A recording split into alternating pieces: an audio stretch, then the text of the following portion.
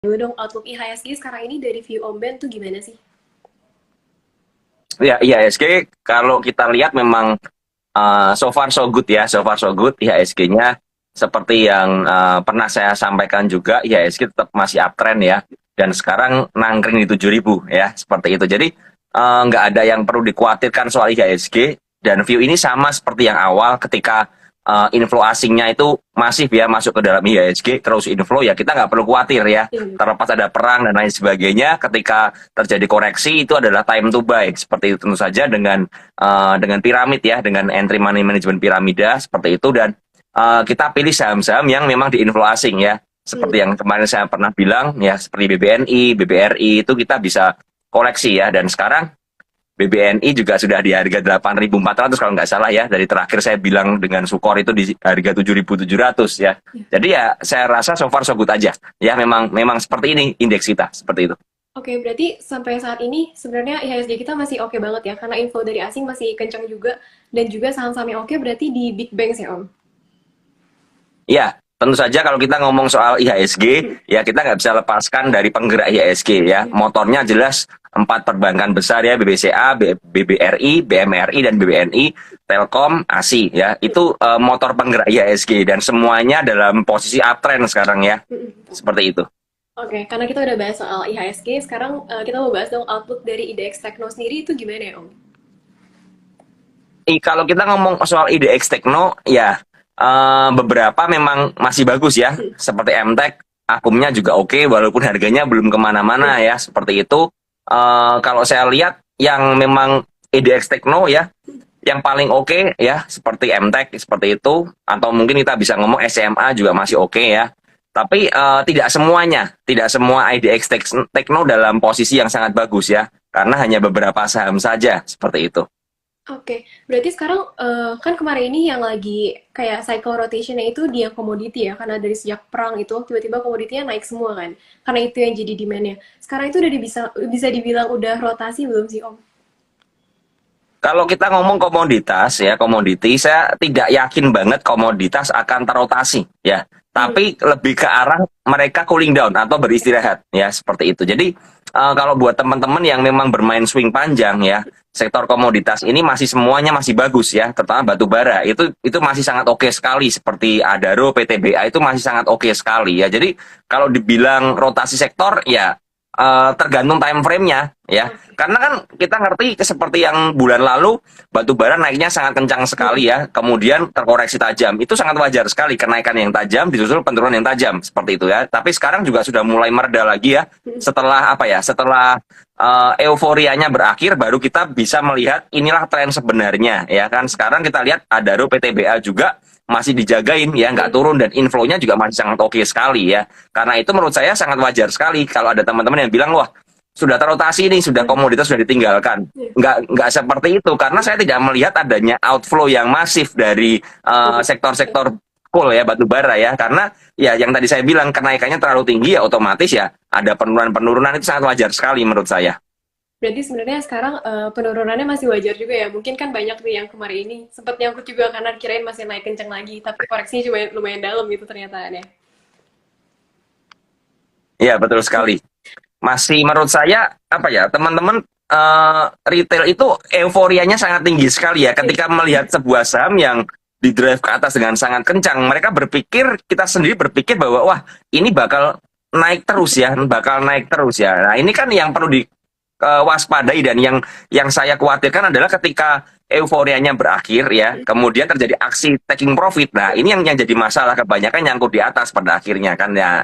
eh, Apa ya, kalau kita nggak pernah belajar ya, retail nggak pernah belajar yang namanya euforia dan yang namanya psikologis trading ya, ya maka yang terjadi adalah nyangkut terus ya kan. Karena apa, misalnya ya ini komoditas naik kencang, batubara naik kencang, kemarin nyangkut, nanti properti naik kencang nyangkut lagi ya, pindah ke sektor lain nyangkut lagi ya, hanya terrotasi ya. Nggak bisa Yang bisa. rotasi adalah nyangkutnya kita di mana, Iya. kan gitu kan. Kalau kita nggak pernah mau belajar bagaimana cara mencari saham-saham yang memang, contoh misalnya sahamnya turun ya. Nah, tanpa ada outflow yang kencang ya, ini kita bisa mencari mulai cicil beli kan, seperti itu ya. Bukan beli di atas kemudian turun kita panik, kita cut loss, atau kita pasrah aja nyangkut akhirnya. Nah, ini yang menurut saya mindset yang salah ya dalam trading seperti itu. Kecuali kalau memang kita mau scalping, ya kalau mau scalping seperti yang kemarin batu bara kencang ya scalpingan aja, cukup selesai keluar seperti itu aja. Iya, oke. Berarti pokoknya jangan jangan nyangkutnya yang rotasi terus gitu ya.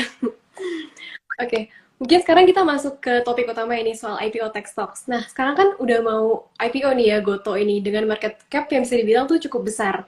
Nah, tapi pasti kalau misalkan ngomongin Goto ini pasti dibawa-bawa nih IPO yang e-commerce kemarin ini sama orang-orang yang turunnya hampir 80% kan dari harga tertingginya. Nah, menurut Om Ben sendiri itu gimana sih bakalan berpengaruh gimana ke Goto ini bakal berpengaruh gimana ke indeks saham teknologi di Indonesia? Apakah bakal berdampak Kalau kita gimana? Ya, kalau kita bandingkan Goto dengan pendahulunya yang turun terkoreksi 80%, itu sangat nggak apple to apple ya. Karena apa? Jelas sekali yang pendahulunya itu adalah sebuah perusahaan tanpa masa depan, kalau boleh saya bilang, maaf kata seperti itu ya. Karena apa? Jelas ya, kalau kita survei lah di antar teman-teman yang pakai e-commerce tersebut hanya berapa persen. Tapi kita lihat Goto ya, Gojek dan Tokopedia, dua-duanya berada dalam posisi top perform ya, kalau saya bilang ya, nomor satu semuanya. Kita biasanya lebih pakai Gojek daripada Grab kan, rata-rata seperti itu ya. Tokopedia juga di atas Shopee dan Blibli dan kawan-kawan kan seperti itu. Nah, kalau kita ngomong apakah Goto ini bakal bernasib seperti Buka, saya nggak merasa seperti itu. I don't think so. Karena apa juga harganya di area 300. Harganya masih apa ya? Kalau turun-turun pun ya, kalau kita bilang Goto ke 50 ke 100, menurut saya kok ya terlalu muluk-muluk ya, terlalu halu menurut saya. Karena jelas sekali yang di belakang layar juga berbeda ya, orang-orangnya juga berbeda ya, kredibilitasnya dari orang-orang yang di belakangnya juga jelas berbeda. Dan yang perlu kita ngerti satu lagi adalah bahwa Goto ini adalah blue chip ya, blue chip. Tadi saya sempat share juga bobotnya Goto ini ternyata dari sumber BRI ya, BRI Sekuritas tadi yang saya share di story saya, Goto ini posisi 3 ya, dimana artinya adalah Goto ini blue chip.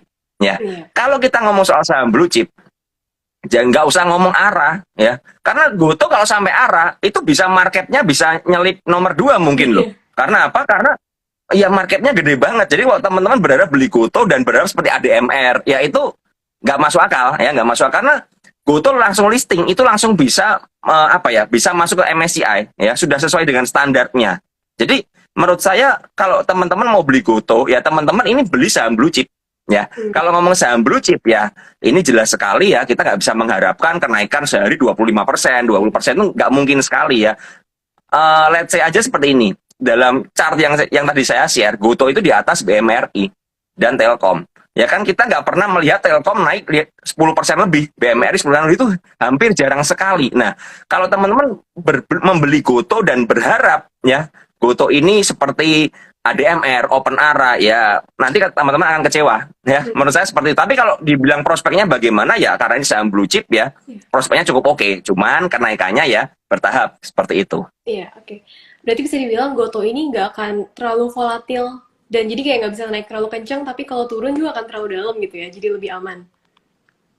Kalau ngomong volatil, bisa aja volatil ya. Di hari pertama IPO itu kita nggak pernah ngerti ya seperti apa. Tapi setelah mungkin prosesnya selesai ya, akan terbentuk pattern yang sebenarnya. Contoh seperti ini, BBCA itu di hari pertama ya, jam pertama buka di hari stock splitnya ya, di harga 7 ribuan itu volatil banget ya, tiba-tiba bisa naik ke 8.250 nggak salah waktu itu naiknya di atas 10%. Tapi setelah itu turun langsung. Karena apa? Karena tidak sesuai dengan polanya. Nah, setelah turun baru itu pattern yang sesungguhnya baru kejadian, baru terjadi. Jadi hanya volatil di awal. Menurut saya juga seperti itu, bisa aja Goto volatil di awal, kemudian ya akan mereda dan membentuk pola yang sebenarnya seperti itu. Oke, berarti kalau Om Ben sendiri nih bakal ikutan IPO Gotonya atau tunggu harganya udah stabil? Kalau ngomong IPO Goto, saya sih masuknya sedikit aja ya. Saya masuk sedikit aja karena ya kembali ya, saya itu bukan fans dari saham blue chip ya. Jadi ya saya masuk untuk ya sudahlah, mencicip aja Goto, tapi saya tidak berharap bahwa Goto ini bakal seperti ADMR atau yang lainnya, enggak ya. Jadi ya saya masuk dengan porsi yang terukur aja seperti itu. Oke. Nah, mungkin sebelumnya ada pengumuman dulu nih Om. Ada hari ini tuh ada giveaway OVO 100.000 buat 3 orang pemenang. Caranya gampang banget, tinggal screenshot IG live ini aja, post di story kalian, terus tag @cariconofficial dan juga tag IG-nya Om Ben ya di @jalan-jalan murah. Oke, mungkin kita bisa lanjut nih ke next questionnya. Kan kalau sekarang kita ngomongin saham-saham tech di Indonesia, bisa dibilang masih growing banget gitu. Jadi masih belum terlalu menarik lah bisa dibilang kalau dibandingin sama saham-saham tech US yang gede banget udah kayak Amazon, Apple, Facebook, Tesla dan lain-lain gitu. Nah, mungkin nggak sih Indonesia bakal mirip-mirip nanti ke depannya saham-saham tech Indonesia tuh bisa segede saham-saham tech di US atau justru nggak mungkin gitu karena Indonesia kan gedenya mungkin di komoditi atau di yang lain gitu. Iya, kalau kita ngomong, kita nggak bisa membandingkan ya Hmm. saham teks Indonesia dengan US ya. Contoh ya, misalnya kita bandingkan saja, misalnya contoh Metro Data dengan Apple. Nggak akan bisa, apa ya, Iya, nggak akan bisa match ya, nggak apple to apple ya. Karena memang, apa ya, valuasinya jauh berbeda sekali kan ya. Kita ngerti bahwa eh, perusahaan-perusahaan yang listing US stocknya yang di Amerika sana ya, yang sektor teknologi itu merajai ya, rata-rata merajai 10 besar dari sedunia, sedangkan Indonesia ya mungkin tidak sampai, nggak akan masuk 10 besar ya, karena belum sampai ke sana prosesnya. Jadi kalau kita ngomong uh, apakah saham teknologinya Indonesia ini bakal seperti Amerika, ya kalau sekarang sih impossible ya, impossible seperti itu. Tapi mungkin nantinya bisa ya, mungkin nantinya bisa. Tapi apa ya, tidak bisa kita mengharapkan karena nggak apple to apple seperti itu. Tapi kalau kita mengharapkan seperti saham komoditas itu beda cerita ya, karena komoditas Indonesia ya kita ngerti Indonesia negara yang kaya dengan pertambangan ya, nikel juga besar ya, batu bara cukup besar juga. Nah ini kita bisa ya, makanya lebih menarik di, kalau kita ngomong di yang relevan sekarang ya, yang relevan sekarang ya jelas komoditas itu, sektor komoditas lebih bagus daripada sektor teknologi ya. iya. Tapi kalau untuk next yang ke depan ya bisa jadi teknologi akan mengejar, tapi ingat semuanya itu membutuhkan sebuah proses ya. Artinya apa, kalau teman-teman memang mau berinvestasi di saham-saham teknologi ya, ya teman-teman harus siap untuk swing seperti itu ya. Nggak bisa mengharapkan kita berinvestasi ya, kita beli misalnya, kita beli saham MTech ya, misalnya di harga 2.000 ya, kita berharap tahun depan langsung 4.000 ya. Kalau kejadian ya puji Tuhan, kalau enggak ya itu hal yang wajar, karena Iya. apa ya, butuh yang namanya proses ya. Nah kita kebanyakan ya, kita retail ini ya, termasuk saya itu nggak sabaran ya, kita mencari saham-saham mana yang the next multi bagger ya, seperti itu ya. Kita mencari the next ADMR nih, ADMR yang dari harga di bawah 500 sekarang udah di 2.100 kan. Nah udah naik lebih dari berapa, 6 kali lipat, 7 kali lipat kan, seperti itu ya. Kita apa ya, untuk mencari saham seperti itu mungkin ya dari mungkin 500 saham ya hanya mungkin satu ya, atau dua atau tiga, nggak terlalu banyak. Artinya apa? Artinya untuk mendapatkan saham multi bagger itu tidak semudah itu kan, seperti itu ya. Jadi menurut saya ya, kalau kita mengharapkan menginvestasikan sejumlah uang dalam perusahaan yang apalagi punya market capital yang besar ya, seperti itu ya, untuk kenaikannya jelas sekali membutuhkan proses ya, seperti itu. Oke. Nah, sekarang lagi kita udah ngomongin soal saham-saham tech yang baru mau IPO. Nah, kalau dari Omnya sendiri gimana sih saham-saham tech Indonesia yang bisa dibilang udah cukup mature gitu? Kayak misalkan ada MTDL, DCII, atau DMMX itu. Itu sebenarnya Ya menarik kalau gak sih? Hah? Sebenarnya menarik gak? Kenapa? Sorry. Apa dari yang... Kalau kalau kita ngomong menarik ya, jelas pasti masih ada menarik ya. Cuman kalau kita ngomong seperti DCI ya, DCI harganya sudah di atas 40.000 kan, seperti itu ya. Siapa yang mau beli kan sekarang, seperti itu ya. Mungkin kalau DCI di waktu ke depan mau stock split, nah itu baru mungkin akan menarik ya buat retail ya, karena jelas sekali. Dan DCI ini kenaikannya adalah kenaikan yang dibuat apa ya, untuk bandar berpesta sendiri ya. Tidak ngajak-ngajak retail, karena apa, jelas sekali kenaikannya tanpa volume ya, tipis-tipis, tiba-tiba arah terus dan lain sebagainya. Jadi menurut saya ya, kalau DCI apakah menarik? Iya menarik ya, seperti itu. MTDL apakah menarik? Iya jelas. MTDL secara fundamental perusahaan yang bagus ya, laporan keuangan juga cukup oke. Nah cuman kalau teman-teman lihat menariknya seperti apa, nah untuk entry-nya ya teman-teman kembali ke masing-masing kita ya, stylenya apa. Apakah kalian tipikal investor yang fundamentalis ya, seperti itu ya? Apakah kalian investor yang mengejar dividen? Nah, ini berbeda karena setiap apa ya, tiap entry-nya beda, style ini berbeda kan, seperti itu. Kalau saya pribadi, saya bukan seorang investor jangka panjang ya. Saya lebih ke arah trend following trader ya. Jadi misalnya saya melihat, oh ini saham MTDL seperti itu sudah mulai menarik, sudah mulai sideways-nya sudah break ya, seperti itu ya, sudah mulai break dari sideways, sudah mulai breakout, sudah mulai kembali rally. Nah, saya akan jump in di MTDL. Tapi selama dia masih dalam konsolidasi sideways yang panjang sekali ya, apalagi downtrend ya, saya tidak akan menyentuh MTDL ya. Jadi menarik atau enggak tergantung sudut pandang kita ya. Ya. Kalau kalian sebagai fundamental ya mungkin menarik ya, kalian bisa melihat fair value-nya di berapa ya, harga pantasnya belinya di berapa. Tapi kalau buat saya pribadi, saya seorang trend following ya, saya melihat trennya dulu. Kalau trennya oke ya, akumulasinya oke, baru saya akan masuk ke saham tersebut. Seperti itu. Oke, berarti kalau buat Om Ben sendiri, pokoknya selama ada volume yang oke dan juga flow-nya yang oke itu baru menarik ya sebuah saham itu. Ya, betul sekali. Oke, mungkin buat teman-teman yang mau nanya-nanya ke Om Ben, boleh ya langsung di drop di kolom komentarnya aja atau di yang question box supaya nggak tenggelam juga. Eh, nah, mungkin ada pertanyaan lagi nih. Kalau misalkan gimana sih kita kalau nentuin saham-saham teknologi yang bisa dibilang kan cukup volatil gitu ya dibanding saham-saham yang blue chip atau saham-saham lain yang di IHSG kita. Nah, gimana sih cara kita nentuin saham ini cocoknya buat di-invest atau buat di-tradingin atau bahkan di-scalpingin aja gitu?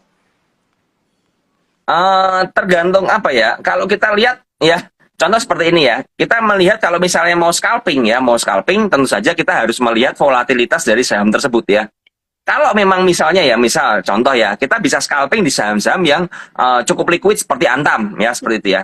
Selama ada momentumnya ya, selama ada apa ya, ada katalisnya ya, ada katalisnya. Kita bisa scalpingin seperti itu ya. Karena memang cukup volatil, terkadang Antam bergerak sampai 5 sampai 10% kenaikannya ya. Bahkan pernah arah kalau nggak salah ya. Tapi kalau tidak ada katalisnya ya, Antam akan bergerak selayaknya saham-saham yang mungkin naik 5% aja, 3% aja ya, seperti blue chip seperti itu ya. Nah, kalau teman-teman memang pengen scalpingan ya, tapi tidak bergerak sahamnya, yang kan nggak mungkin kan. Makanya untuk scalping kita harus melihat di mana ada volatilitas ya, ada pergerakan yang volatil dari market ya. Ketika marketnya volatil ya, saham tersebut volatil, misalnya contoh ya, harga nikelnya melonjak seperti kemarin, Inco pun bisa di scalping ya, karena volatil bisa naik 10% ya. Saham semahal Inco pun bisa naik kan seperti itu karena ada momentumnya ya. Ada penggerak harganya, ada katalisnya. Tapi ketika nggak ada ya, maka kenaikannya dan penurunannya akan biasa-biasa aja ya. Jadi apa ya, kalau buat saya pribadi, saya nggak bisa ngomong apakah saham ini bisa di scalping. BBRI pun terkadang bisa di scalping ya, selama ada volatilitasnya ya. Mungkin ketika BBRI ada laporan keuangan yang sangat bagus, tiba-tiba gap up, bergerak rally ya, bergerak naik kencang seperti itu ya, kita bisa scalping ya. Tapi kalau BBRI di saat-saat yang normal-normal aja biasanya agak lebih sulit, karena kita ngerti saham-saham yang cukup gemuk seperti itu ya, saham-saham yang besar ya, marketnya besar seperti gajah yang besar berat gitu ya, otomatis tidak akan bisa bergerak lincah. Ya kan, beda kan kalau kita melihat analoginya seperti ini ya, binatang gajah dan binatang kijang seperti itu kan. Kijang lebih ramping, lebih lincah pergerakannya ya, gajah itu bisa aja berlari tapi tidak selincah kijang ya kan, seperti ini. Makanya saya bilang sesuaikan dengan style kita ya, kita mau apa ya, cocok yang mana. Apakah saya kan ada orang yang saya nyaman dengan saham yang mungkin pergerakannya nggak terlalu volatil, supaya apa, saya bisa tinggal kerja ya, saya sambil pekerja meeting dan lain sebagainya ya. Atau ada orang-orang seperti saya yang saya nggak sabar nungguin, waduh ini saham ini nggak gerak-gerak, sementara saya bisa mantau market tiap hari ya, saya nggak akan banyak bermain di saham-saham yang tidak volatil seperti itu. Jadi kembali ke masing-masing kita ya. Oke, berarti balik lagi ke masing-masing orangnya aja ya, nggak usah terlalu maksain kayak mau ikutan scalping atau mau investing jangka panjang gitu. Oke, mungkin sekarang kita mau jawabin pertanyaan-pertanyaan dari penonton ya. Ini ada yang nanya nih Om. Mungkin tentang Goto dulu nih. Mau nanya insights-nya. Bentar lagi kan Goto listing, terus IHSG sedang ada di resisten all time high-nya. Nah, jadi kira-kira gimana nih Om? Apakah dengan Goto listing, IHSG bakal tambah naik atau akan dijadikan ajang buat merahin IHSG? Kalau saya ngomong apakah Goto ini bisa membebani IHSG, tentu saja iya ya, tentu saja iya ya. Jelas banget ketika Goto turun ya, maka indeks akan tertekan ya. Tapi kembali lagi bisa aja Goto ini sebagai rebalancing ya. Karena apa? Karena dengan market yang sangat besar seperti ini, yang nomor 3 seperti ini, berarti apa? Berarti asing punya satu mainan baru ya untuk menjaga pergerakan IHSG ya, lewat Goto tentu saja ya. Jadi buat saya pribadi ya bisa jadi ini pemberat IHSG, tapi jangan lupa teman-teman, kita ini nggak trading indeks ya, kita bukan bermain future ya, kita tidak bermain di komposit Indonesia IHSG kita ya, tapi kita bermain di saham-sahamnya ya. Bisa aja IHSG-nya merah, tapi saham yang kita pilih bisa aja hijau ya. Tidak menutup kemungkinan ya, misalnya IHSG-nya merah BBRI, BBCA, hijau. Iya. Bisa aja juga ya, gotonya hijau, IHSG merah itu bisa aja ya. Karena apa? Kembali lagi semuanya kan apa ya? Harus ada penyeimbang. Makanya saya bilang jujur ya, saya pribadi akhir-akhir ini tidak pernah melihat pergerakan IHSG lagi ya. Karena apa? Karena saya lebih berfokus ke saham-saham yang saya tradingkan ya. Kalau sahamnya itu memang inflow-nya cukup bagus dan lain sebagainya, ya udah saya memang mengabaikan IHSG. Bahkan beberapa kali saya malah nggak ngerti kalau IHSG-nya merah ya, karena saham-saham yang saya fokus di sana tuh inflow-nya bagus. Ketika ada IHSG-nya merah ya, semua ada panic sell ya, itu adalah kesempatan kita untuk beli di harga diskon ya, selama sahamnya akumulasi, kan seperti itu. Jadi buat saya pribadi ya, saya tidak terlalu memperhatikan indeksnya ya, karena sudah tidak cukup relevan lagi kalau kita ngomong indeks ya, karena lebih berfokus ke saham mana ya. Bisa aja kan terakhir-terakhir ini mungkin beberapa bulan lalu kita lihat IHSG-nya hijau ya, IHSG-nya all time high, tapi porto kita malah merah. Ya kan? Karena apa? Karena mungkin saham yang kita pilih saham yang sedang downtrend ya kan, saham-saham yang lagi didistribusi ya. Sedangkan saham-saham yang dipakai untuk menaikkan indeks adalah saham-saham yang seperti Telkom, BBCA, BBRI, BBNI, ASI ya kan, seperti itu ya. Oke. Nah, mungkin ada beberapa juga nih Om yang nanya soal saham. Sebentar, gak bisa dipencet. Kalau saham WRG itu gimana ya Om? Ya, kalau kita ngomong BIRG ya, BIRG ini kan bergerak di apa, metaverse ya, seperti itu ya. BIRG secara project future-nya ini menarik ya. Tapi kembali lagi kita ini trading di saham IPO ya. Artinya apa? IPO ini kita nggak bisa melihat fundamentalnya langsung. Karena apa? Pergerakan harganya dipengaruhi oleh broker-broker atau pemain besar yang jual dan beli ya secara langsung. Otomatis mereka bisa mengabaikan seperti itu ya. Contoh misalnya seperti ini, ADMR, dulu ada yang bilang ADMR itu nggak mungkin lah langsung 2000, tapi kenyataannya juga dalam beberapa bulan ya sudah langsung 2000 kan, seperti itu ya. Asingnya pun masuk terus-menerus ya. Nah, kalau memang kita ngomong secara prospek ke depannya itu menarik ya. Tapi apakah harga sahamnya bisa menarik naiknya? Nah, ini yang kita harus lihat. Ya, kita harus lihat. Kalau so far menurut saya pribadi ya, ini menurut saya disclaimer on ya. Menurut saya pribadi kalau saya melihat IPO dengan underwriter Ciptadana itu cukup bagus ya, cukup bagus untuk menggawangi saham IPO dalam arti untuk menjaga dan lain sebagainya. Cuman ya kembali lagi kalau kita mau masuk di saham BIRG, pastikan kita masuk sesuai dengan resiko yang siap kita tanggung. Artinya apa? Saham IPO kan seperti judi ya. Misal seperti ini, kita pesan misalnya 10 juta, kita kan nggak akan ngerti ini bakalan dapat 10 juta, dapat 5 juta, dapat 1 juta, 100.000, atau dikasih semua, kan seperti itu. Nah, makanya selalu teman-teman kalau mau beli di saham IPO, ya siapin aja dana yang teman-teman siap untuk perjudikan, kasarnya seperti itu ya. Karena apa ya, kita nggak pernah ngerti bakal dikasih berapa, ya kan? Bisa aja dapat 5% ya. Saham IPO ini kalau dikasih banyak, kita khawatir, kalau dikasih sedikit kita kecewa. Iya, betul. Karena apa? Waduh, ini naik berjilid-jilid nih, tapi nggak cuma dapat sedikit ya kan? Misalnya kita pesan 100.000 ya, 100.000 lot gitu ya, kita cuma dapat misalnya cuma 1.000 lot ya kan, seperti itu. Itu kan kasarannya, aduh, ini naik berjilid-jilid, tapi cuma saya dapat kecil sekali. Kalau dikasih banyak beneran, kita panik ya kan. Waduh, ini gimana nih? Gimana nih besok ARB langsung nggak? Nah, itu yang makanya saya bilang saham IPO itu sedikit berjudi menurut saya. Tapi kita bisa lihat track record dari underwriter-nya ya, seperti itu ya. Sekali lagi ini disclaimer on ya. Oke, mungkin kita next lagi nih. Ada yang nanya, kalau how about SGR, history repeatnya sejauh ini udah 2 kali terulang. Nah, ini terulang bagaimana nih? Ini pertanyaannya bingung nih. Ini terulang bagaimana nih? Iya. Mungkin mau dilanjutin nggak nih pertanyaannya buat Wandri? Atau nggak kita next dulu nih. Ada yang nanya soal ini, soal gimana cara nentuin support dan resisten pada saham yang baru IPO dan sedang uptrend kayak ADMR. Kalau nentuin support resist, biasanya saya lebih melihat patternnya ya. Kalau kita lihat, kalau nggak salah ya, patternnya ADMR secara berulang itu bullish penan, kalau nggak salah ya. Bullish penan itu sudah 2 kali berulang, dan ini yang ketiga. Ya, yang ketiga targetnya di 2180 sampai 2200. Apakah capek atau enggak ya, kita lihat di market. Tapi untuk penentuan support dan resist, biasanya saya akan mencari ketika dia tidak bergerak liar ya, dalam arti sedang konsolidasi seperti itu ya, kita bisa melihat titik di mana dia bisa break dari resistnya ya, yang titik tertinggi sebelumnya ya, dia break, kemudian dia terkonsolidasi, dia menguji lagi sekali lah, kita bisa pakai itu sebagai support. Tapi saya lebih suka melihat ketika harga sahamnya tenang ya, tidak bergerak liar ya, dalam arti cukup stabil ya, tidak seperti hari ini udah naik kenceng seperti ini ya, kita nggak bisa melihat di mana support resistnya lagi karena ya sudah sangat volatil. Tapi ketika kemarin dia terkoreksi menguji sekitar 1870 kalau nggak salah, atau 1780 ya kalau nggak salah, saya lupa. Nah, dua kali menguji di sana. Nah, ini titik di mana oh itu berarti area supportnya yang di mana kita bisa melakukan spekulasi buy.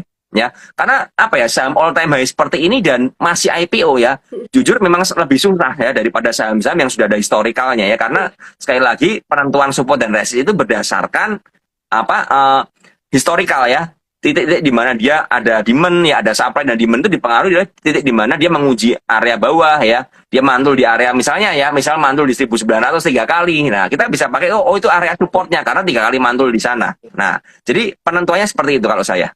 Oke, semoga menjawab ya. Ini ada yang nanya juga nih Om soal IPO Goto, itu bakal ada impact ke MMLP nggak ya? Kalau saya bilang mungkin